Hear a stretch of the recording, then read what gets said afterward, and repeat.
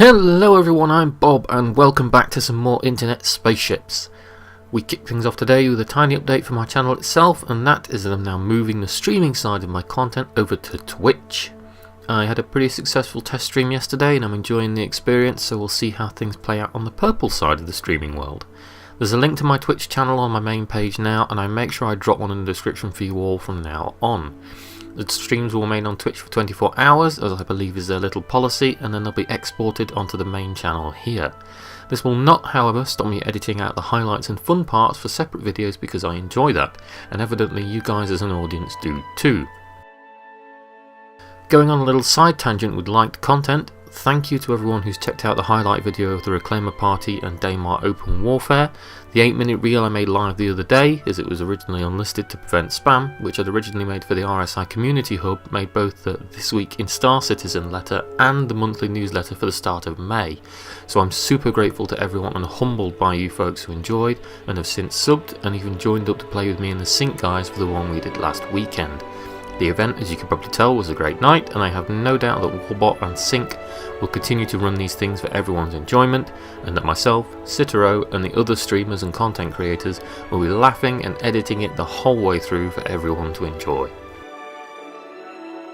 Jumping right back into what's going on with Star Citizen itself, if you've been following along with any kind of media on the game, unless you've been hiding under a rock, you'll know that at the moment all of the drama llamas have been released from the pen and are dancing around CIG and its spaceship outlet because of the Hercules.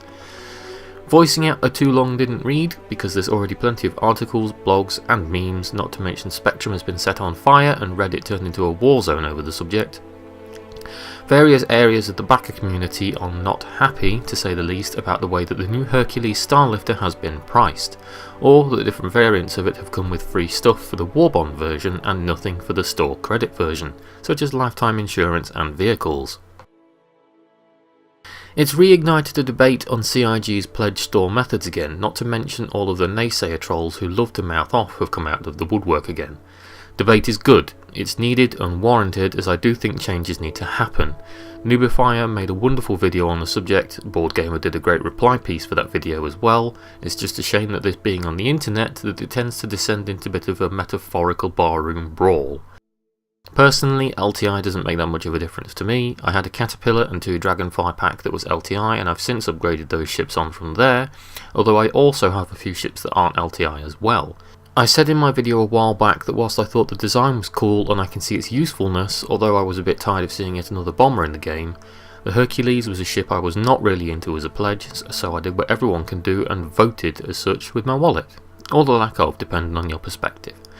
Anyway, CIG has responded a couple of times so far, and the poor chaps who were brave enough or prodded enough from CIG to speak up against the immovable object that is the internet have been simultaneously venerated and crucified on both sides, and the debate is currently ongoing.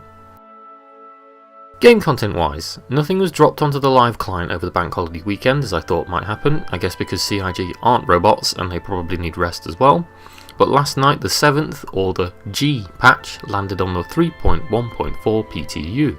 The focus this time is on big ships such as the Reclaimer and Down on planetary landings, to see how the latest tweaks to the in-flight controls and ESP work, as well as combat for the same reasons. I've not ducked into it yet, however I'm hoping they fixed a bunch of the bits, as I tried flying the Retaliator on the F patch, and in normal flight mode in Daymar at full throttle it generated no lift whatsoever and cosplayed the space shuttle to a T, right up until the moment I hit the deck and turned into a lovely smear on the surface of the moon. From what I understand, these fixes will be ongoing until the weekend, so we may see something drop then. If you're a subscriber to Star Citizen, the subscriber flare for May has been unveiled. This month we get a variant of the Castak Arms Devastator semi-auto shotgun. If you're a Centurion subscriber, you get a deep royal blue coloured one, and if you're an Imperator subscriber, then you get a shiny silver one. I'm looking forward to matching it with my normal white armour look, and I can see it matching up with the golden Venture suit quite well for those who own it, as opposed to the golden sniper rifle. There we are then guys, the meat of this week's gubbins. If you're a new sub, welcome, thank you if you've stuck with me so far, and if you're on the Sync Discord, keep an eye out for events we may do at the weekend. Hopefully I will see some of you on Twitch when I kick that into high gear, and I'll see you around. Have a good week.